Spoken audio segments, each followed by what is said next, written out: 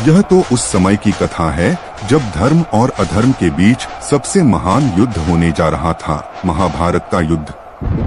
लेकिन इस कथा का नायक कोई योद्धा नहीं, बल्कि एक ऐसा भक्त है जिसने अपने शीश के द्वारा भगवान श्री कृष्ण को भी भाव विभोर कर दिया।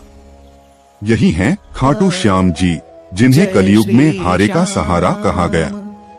भव्य हस्तिनापुर की वंशावली में भीम और राक्षसी हिडिंबा के पुत्र घटोत्कच हुए और उन्हीं के पुत्र थे बर्बरिक, शौर्य, बुद्धि और भक्ति से संपन्न। बर्बरिक की माता अहिलावती ने उन्हें एक ही शिक्षा दी थी, बेटा सदा उसी पक्ष का साथ देना जो कमजोर हो। बचपन से ही बर्बरिक अद्भुत धनुर्धर थे। उन्होंने भगवान शिव की घोर तपस्या की और वरदान पाया 3 अचूक बाण। इसी कारण उन्हें कहा गया 3 बाणधारी। उन 3 बाणों की शक्ति ऐसी थी कि पहला बाण शत्रुओं को चिन्हित करता, दूसरा मित्रों को सुरक्षित करता और तीसरा सबको संहार कर देता। सिर्फ 3 बाणों से पूरी सेना का अंत एक क्षण में। महाभारत का युद्ध आरंभ होने को था। बर्बरिक ने निश्चय किया वे युद्ध में भाग लेंगे और कमजोर पक्ष का साथ देंगे। जब वे कुरुक्षेत्र की ओर बढ़ रहे थे, तभी मार्ग में श्री कृष्ण उनके सम्मुख प्रकट हुए। कृष्ण कहते हैं, वत्स तुम युद्ध में जा रहे हो, मात्र 3 बाणों से युद्ध कैसे करोगे? बर्बरिक, प्रभु ये बाण साधारण नहीं, इनसे समस्त संसार का अंत भी क्षणों में हो सकता है। कृष्ण ने उसकी परीक्षा ली। उन्होंने एक पीपल का वृक्ष दिखाया। इन सारे पत्तों को अपने बाणों से भेदो। बर्बरिक ने एक ही बाण छोड़ा। बाण ने सारे पत्तों को भेद दिया। कृष्ण ने एक पत्ता अपने चरण तले छिपा लिया, परंतु बाण ने उनके पैर के चारों ओर घूमते हुए वह पत्ता भी छू लिया। कृष्ण मुस्कुराए, वत्स तुम्हारी शक्ति अप्रतिम है। तुम किस पक्ष के लिए युद्ध करोगे? बर्बरिक बोले, जो पक्ष कमजोर होगा उसका।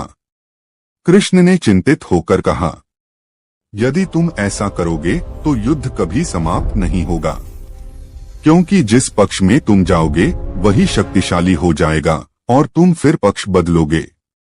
धर्म अधर्म के इस युद्ध का अंत संभव न रहेगा। कृष्ण, वत्स एक दान मांगो?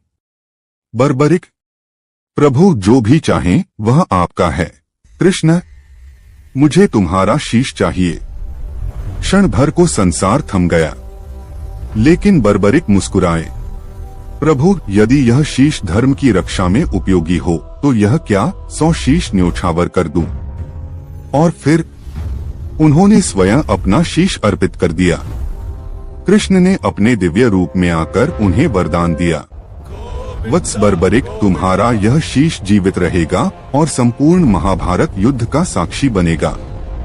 और युद्ध के बाद कृष्ण ने उन्हें फिर आशीर्वाद दिया, कलयुग में तुम्हारी पूजा मेरे ही नाम से होगी। जो तुम्हारा नाम लेगा उसका दुहक हरोगे। तुम बनोगे हारे का सहारा और तुम्हारा नाम होगा श्याम। युद्ध समाप्त हुआ और बर्बरिक का शीश एक नदी में विसर्जित कर दिया गया। कालचक्र घूमता गया, सदियां बीत गईं। फिर एक दिन राजस्थान के खाटू गांव में एक ग्वाले ने देखा एक गाय अपने आप ही दूध दे रही है। स्वप्न में राजा रूप सिंह चौहान को संकेत मिला, वही शीश बर्बरिक का है। राजा ने श्रद्धा से वह शीश निकाला और मंदिर स्थापित कराया। आज वही स्थान है श्री खाटू श्याम जी का पवित्र धाम, जहां भक्त जन अपनी मनोकामनाएं लेकर आते हैं और श्याम बाबा सबकी झोली खुशियों से भर देते हैं। वो श्याम जो भीम के वंशज थे, वो श्याम जिनका शीश श्री कृष्ण ने साक्षी बनाया, वो श्याम जो आज भी हर हारने वाले को सहारा देते हैं। जो श्याम को सच्चे मन से पुकारे उसके जीवन के सारे दुख मिट जाएं। जय श्री श्याम, खाटू श्याम जी की जय।